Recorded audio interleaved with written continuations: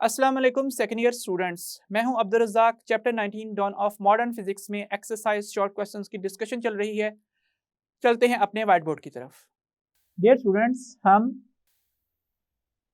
Chapter 19 dawn of modern physics में exercise short questions discuss कर रहे हैं। आज का फर्स्ट शॉर्ट क्वेश्चन है 19.23। We do not notice the de Broglie wavelength for a pitched cricket ball. Explain why. तो इसकी एक्सप्लेनेशन की तरफ चलते हैं। सबसे पहले तो हम de Broglie's हाइपोथेसिस का रिलेशन लिखते हैं कि लैम्डा किसके इक्वल है, वो है h ओवर एम वी, जहाँ पे m किसी मूविंग पार्टिकल या ऑब्जेक्ट का मैस है और v उसकी वेलोसिटी है। मिला के एम वी की टर्म जो है वो मोमेंटम बनती है।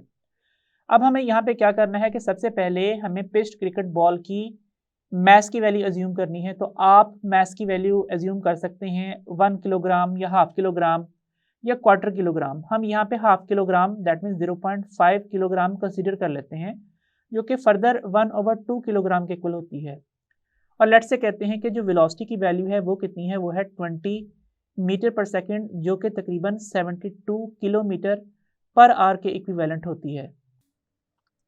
अब अगर हम इस इक्वेशन में वैल्यूज पुट करें तो रिलेशन क्या बनता है, वो बनता है lambda is equal to H की वैल्यू है 6.63 into 10⁻⁻34 joule second divided by mass of cricket ball हमने कितना एज्यूम किया है, ये है 0.5 किलोग्राम और वेलोसिटी की वैल्यू कितनी है, it is 20 metre per second. तो लैम्डा की जो वैल्यू आएगी वो आएगी 6.63 इंटू 10⁻⁻34 डिवाइडेड बाय, आप 0.5 को 10 से मल्टीप्लाई कर देंगे तो ये बन जाएगा 5 और फिर 2 से मल्टीप्लाई कर देंगे तो ये बन जाएगा 10। सो आपने क्या करना है कि यहाँ पे डिनोमिनेटर में 10 लिखना है और यूनिट्स लिख देने हैं जूल सेकेंड पर किलोग्राम मीटर, और ये जो सेकेंड है यहाँ पे इसे भी न्यूमिनेटर में लिख देते हैं तो उधर जाके इसकी पावर प्लस हो जाएगी और यहाँ सेकेंड स्क्वायर आ जाएगा। तो दैट मीन्स लैम्डा की जो वैल्यू है वो क्या आएगी 6.63 इंटू 10⁻⁻34। अब डिनोमिनेटर में जो 10 है उसकी पावर 1 है, वो न्यूमिनेटर में आएगी तो क्या लिखी जाएगी -1।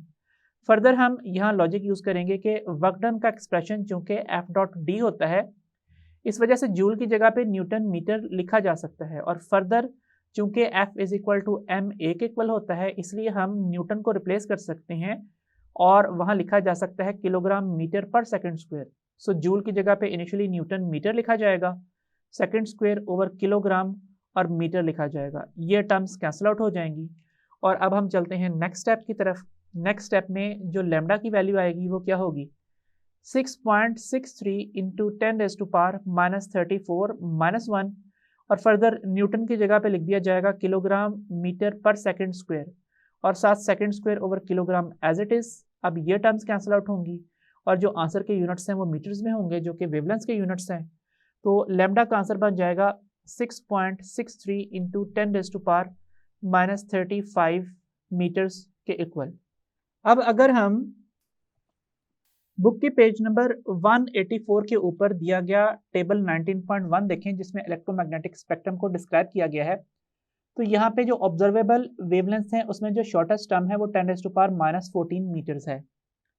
इससे तमाम शॉर्ट वेवलेंथ गैमा रेज ही कहलाती हैं। और जो लॉन्गर वेवलेंथ की साइड पे जाएं तो maximum wavelength long radio waves में 10⁻7 मीटर्स या 10⁻4 किलोमीटर्स या फिर 10,000 किलोमीटर्स दी गई है। अब इससे ज़्यादा वेवलेंथ जो हैं वो भी लॉन्ग रेडियो वेव्स ही कहलाएंगी, लेकिन जो ऑब्जर्वेबल स्पेक्ट्रम है वो यहाँ पे ड्रॉ कर दिया गया है।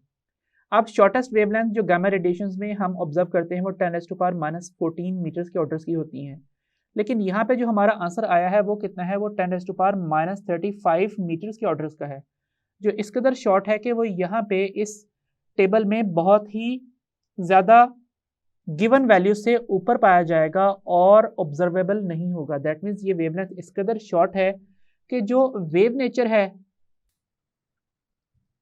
पिच्ड क्रिकेट बॉल की वो क्या रहती है, वो हिडन रहती है। और ये बॉल किस तरह से बिहेव करती है, ये बिहेव करती है एज अ पार्टिकल। तो इस वजह से एक पिच क्रिकेट बॉल जो है ऐसी वेवलेंथ रखती है कि हम उसे नोटिस नहीं कर पाते। अब हम देख लेते हैं कि हमें इस क्वेश्चन का आंसर राइट डाउन किस तरह से करना है। तो हमने लिखना है the expression for de Broglie wavelength of a particle is given by lambda is equal to h over mv। Consider that the pitched cricket ball has a mass of half kg, i.e. 0.5 kilogram, and it is moving with a velocity of 20 meter per second. The above expression becomes lambda is equal to h की जगह पे क्या लिखा गया है 6.63 into 10 raised to power minus 34 joule second, mass की जगह पे 0.5 किलोग्राम और वेलोसिटी की जगह पे 20 metre per second. By solving above equation we get lambda is equal to 6.63 into 10 raised to power minus 35 meters. The observable electromagnetic spectrum lies between a wavelength range of 10 raised to power minus 14 meter on the shorter side, and it is the wavelength of gamma radiations to 10 raised to power 7 meter on the longer side, that is the wavelength of radio waves. That means बताया यह क्या है कि जो observable electromagnetic spectrum है उसकी wavelength range 10 raised to power minus 14 metre से 10 raised to power 7 metre तक है।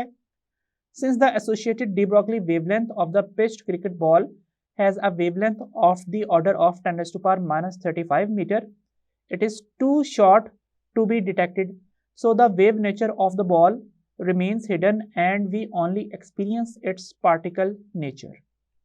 Next question है short question 19.24. The following particles have same energy. Which has the shortest wavelength? Electron, alpha particle, neutron और proton. इसमें हमने start करना है कहां से डी ब्रॉगलीज हाइपोथेसिस से lambda is equal to h over M V, जहां पे m किसी पार्टिकल का मास और v उसकी वेलोसिटी है, लैम्डा उसके साथ एसोसिएटेड डी ब्रॉगली वेवलेंथ है। अब हम नेक्स्ट रेफरेंस यूज करेंगे डेविसन एंड जर्मर एक्सपेरिमेंट का। इसमें एक इलेक्ट्रॉन गन से इलेक्ट्रॉन बीम फायर की गई थी और जो इलेक्ट्रॉन्स को एनर्जी इलेक्ट्रॉन गन के अंदर दी गई थी वो एक्सेलरेटिंग पोटेंशियल अप्लाई करने से दी गई थी QV, और जब इलेक्ट्रॉन्स यहाँ इलेक्ट्रॉन गन से फायर हुए थे तो ये एनर्जी उनकी काइनेटिक एनर्जी के तौर पे अपीयर हुई थी 1/2 mv²। दैट मीन्स अगर यहाँ पे कहा जाए कि जो loss in electric potential energy U है वो gain in kinetic energy of electrons के इक्वल है, तो यहाँ पे लिखा जाएगा QV initial minus QV final, और गेन में चूंकि फाइनल वैल्यू पहले आती है तो half m VF² minus half m VI² लिखा जाएगा। दैट मीन्स ये एक्सप्रेशन बन जाएगा Q into V initial minus V final is equal to 1/2 m V final square minus V initial square. अब अगली बात हमने ये कंसिडर करनी है कि लेट्स से जो इलेक्ट्रॉन्स हैं जो फायर हुए हैं उनकी इनिशियल वेलोसिटी 0 के इक्वल है और जो फाइनल वेलोसिटी है उसे सिर्फ v लिख देते हैं, फिर जब एक ही v वाली टर्म रह गई है। अब चूंकि इलेक्ट्रॉन्स जब फायर होते हैं तो वो नेगेटिव कैथोड से किस तरफ चलते हैं, पॉजिटिवली चार्ज एनोड प्लेट्स की तरफ चलते हैं। तो इस सूरत में क्या होता है कि जो इनिशियल पोटेंशियल की वैल्यू है वो लो होती है और फाइनल वैल्यू हाई होती है। इस वजह से क्या होता है कि जो पोटेंशियल डिफरेंस है डेल्टा v उसका आंसर बाद में नेगेटिव आता है। तो इस वजह से नेक्स्ट स्टेप में जाके हम इस Q डेल्टा V की जगह पे माइनस QV लिख देते हैं और ये इक्वेशन क्या बन जाती है 1/2 mv² और यहाँ पे भी 1/2 mv² लिखा जाएगा। अब चूंकि जो इलेक्ट्रॉन्स का चार्ज है, क्योंकि इलेक्ट्रॉन का चार्ज नेगेटिव होता है इसलिए Q की जगह पे हम माइनस E पुट कर देंगे, तो इस वजह से ये टर्म बन जाएगी minus of minus E and V is equal to 1/2 mv² या फिर EV is equal to 1/2 mv²। हमें यहाँ पे क्या करना है कि इस equation lambda is equal to h over mv में सब्सटीट्यूशन करनी है। तो चूंकि हमें मास ऑफ इलेक्ट्रॉन तो रेस्ट मास की सूरत में पता होता ही है, लेकिन जो v है इलेक्ट्रॉन्स की वेलोसिटी इलेक्ट्रॉन गन से फायर होने के बाद वो वैल्यू पता नहीं होती, तो हमें यहाँ पे इस v की जगह पे या फिर mv की जगह पे सब्स्टिट्यूशन करनी है, क्योंकि एक्चुअली हमें यहाँ पे relative mass of electron put करना चाहिए। लेकिन क्योंकि इलेक्ट्रॉन के मास की वैल्यू बहुत कम है और आने वाली जो चेंज इन मास की वैल्यू है वो भी बहुत कम होती है, तो बाज़ औक़ात हम यहाँ रेस्ट मास ही पुट कर लेते हैं, वरना एक्चुअली हमें ये करना चाहिए कि हम इसकी जगह पर रिलेटिव मास पुट करें, m is equal to m not over under root 1 minus v square over c square. So अब देखिए यहाँ पे अगर हमें इलेक्ट्रॉन का चार्ज पता है, उसका पोटेंशियल पता है और उसके मास की वैल्यू पता है, तो वेलोसिटी फाइंड आउट करके यहाँ पे सब्स्टिट्यूट की जा सकती है। तो एक काम तो हम ये कर सकते हैं कि इक्वेशन बना लें इस तरह से कि 2ev over m is equal to V square या फिर v is equal to under root 2ev over m। तो इससे क्या होगा, ये रिलेशन बन जाएगा lambda is equal to h over m और इस v की जगह पे क्या लिखा जाएगा 2ev ओवर m। अब जो टर्म डिनोमिनेटर से भी डिनोमिनेटर में होती है वो कहाँ पे आ जाती है, वो आ जाती है न्यूमरेटर में। तो रिलेशन क्या बन जाएगा h ओवर m और साथ यहाँ पे अंडर रूट में जो टर्म्स मौजूद हैं वो हैं m over 2ev। That means मैं इसको इस तरह लिख सकता हूँ h अंडर रूट m और यहाँ पे अंडर रूट 2ev तो मौजूद है ही, लेकिन ये जो m है इसकी जगह पे m स्क्वायर अंडर रूट लिख देते हैं। हम ये बात जानते हैं कि 2 किसके इक्वल होता है, 2 स्क्वायर अंडर रूट के इक्वल होता है। तो अब यहाँ पे एक स्क्वायर कैंसिल आउट हो जाएगा इसके साथ और रिलेशन बन जाएगा lambda is equal to h over 2mev। ये काम कर सकते हैं, या फिर हम ये कर सकते हैं कि इस इक्वेशन को m से मल्टीप्लाई कर दें, रिलेशन बन जाएगा mev is equal to 1 over 2m square v square या फिर 2mev is equal to m square v square या फिर 2mev is equal to mv whole square. इसके बाद हमने इस इक्वेशन की दोनों साइड्स पे स्क्वायर रूट लेना है, तो टर्म बन जाएगी 2mev whole under root is equal to mv square whole under root. Square square root से कैंसिल आउट होगा और रिलेशन होगा 2mev under root is equal to mv। तो अब क्या होगा, इस relation lambda is equal to h over mv में जब हम mv की जगह पे सब्स्टिट्यूशन कर देंगे तो रिलेशन बन जाएगा h ओवर 2mev। तो चाहे इस तरीके से आप एक्सप्रेशन यूज़ कर लें या फिर इस एक्सप्रेशन से यूज़ कर लें या फिर इस तरीके से इस एक्सप्रेशन को डिराइव आउट कर लें, एक ही बात है। ऐसे तो अगर आपको ये एक्सप्रेशन याद हो तो बेहतर है, ना याद हो तो आप इस मेथड के ज़रिए से डेरिवेशन भी कर सकते हैं। तो अब अगर हम इस इक्वेशन में mv का एक्सप्रेशन फाइंड आउट करने के लिए एक v की पावर को इक्वेशन की ऑपोजिट साइड पे ले जाएं और 2 को भी ले जाएं, तो रिलेशन बनता है 2ev over v is equal to mv। तो अब अगर हमने यहाँ पे इस mv की जगह पे ये एक्सप्रेशन पुट किया तो फिर से एक टर्म आ जाएगी जिसमें अननोन टर्म वेलोसिटी v मौजूद है। तो इसलिए हमने यहाँ पे क्या किया है, इक्वेशन की दोनों साइड पे मास मल्टीप्लाई कर दिया है ताकि एक ऐसी टर्म आए जो कि वेलोसिटी से इंडिपेंडेंट हो। तो अब जो हमारे पास इक्वेशन है lambda is equal to h over under root 2mev, इसमें m मास ऑफ इलेक्ट्रॉन है, e चार्ज ऑफ इलेक्ट्रॉन है, v एक्सेलरेटिंग पोटेंशियल है, h प्लैंक्स कांस्टेंट है। ये तमाम वैल्यूज अब हमें पता होंगी तो अब हमें सॉल्व करने में आसानी हो जाएगी, जबकि प्रीवियस एक्सप्रेशन में वेलोसिटी ऑफ इलेक्ट्रॉन की value after being fired from electron gun वो अननोन थी। अब हम ये बात जानते हैं कि इलेक्ट्रिकल पोटेंशियल एनर्जी का एक्सप्रेशन जो है वो इलेक्ट्रॉन के लिए U is equal to EV के इक्वल है और इसके ऐसा यूनिट्स जूल्स में हैं, जबकि नॉन ऐसा यूनिट इलेक्ट्रॉन वोल्ट के इक्वल है। और हम ये बात भी जानते हैं कि 1.6 इंटू 10⁻⁻19 जूल्स की एनर्जी 1 इलेक्ट्रॉन वोल्ट के इक्वल होती है।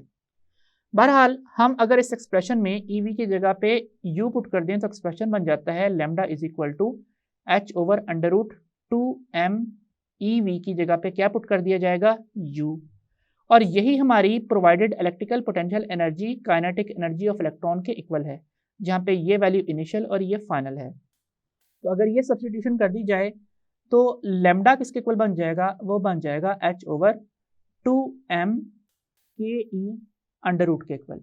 अब जरा स्टेटमेंट देखिए दोबारा से। क्वेश्चन की स्टेटमेंट में पूछा गया है the following particles have same energy, that means E same होगी, 2 वैसे ही एक न्यूमेरिकल कांस्टेंट है, h हो गया प्लैंक्स कांस्टेंट। इस बात का मतलब है कि लैम्डा इन्वर्सली प्रोपोर्शनल होगा अंडर रूट एम के। हम इसको इस तरह भी पढ़ सकते हैं, wavelength lambda is directly proportional to 1 over under root m और it is inversely proportional to under root m. बहरहाल अब अगर हम इन गिवन पार्टिकल्स जिनमें इलेक्ट्रॉन्स, अल्फा पार्टिकल्स, न्यूट्रॉन्स और प्रोटॉन्स हैं, इनके मैसेज कंपेयर करें तो सबसे कम मैस होता है इलेक्ट्रॉन्स का, उसके बाद बारी आती है प्रोटॉन्स की, उसके बाद बारी आती है न्यूट्रॉन्स की, और सबसे जो लार्ज वैल्यू होती है मैस की वो अल्फा पार्टिकल्स के लिए होती है। हमें ये वैल्यूज़ याद भी होनी चाहिए। मैस ऑफ इलेक्ट्रॉन की वैल्यू ऑलमोस्ट 9.1 इंटू 10⁻³ किलोग्राम होती है। मैस ऑफ प्रोटॉन की वैल्यू 1.6726 इंटू 10⁻27 किलोग्राम है ऑलमोस्ट।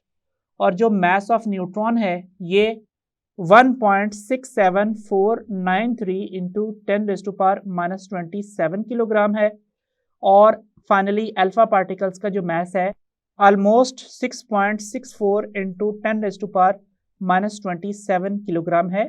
दैट मीन्स प्रोटॉन या न्यूट्रॉन के मैस से नियरली 4 टाइम्स ज़्यादा। अब हम ये बात जानते हैं कि ये expression increasing order of masses को रिप्रेजेंट कर रहा है अगर हम इस डायरेक्शन में ट्रेवर्स करते हैं तो। अब अगर हम इन क्वांटिटीज़ का स्क्वायर रूट भी फाइंड आउट कर लें तो ऑर्डर तो यही रहेगा। दैट मीन्स इलेक्ट्रॉन का मैस सबसे कम था तो under root of electron mass भी सबसे कम होगा, और under root of mass of alpha particle भी सबसे ज़्यादा रहेगा। जैसे पहले मैस ऑफ अल्फा पार्टिकल सबसे ज़्यादा वैल्यू रखता था वैसे ही। अब चूंकि इन्वर्स रिलेशन है वेवलेंथ और मैस में, तो जिसकी मैस के अंडर रूट की वैल्यू सबसे कम उसके साथ एसोसिएटेड डी ब्रॉगली वेवलेंथ सबसे ज़्यादा होगी।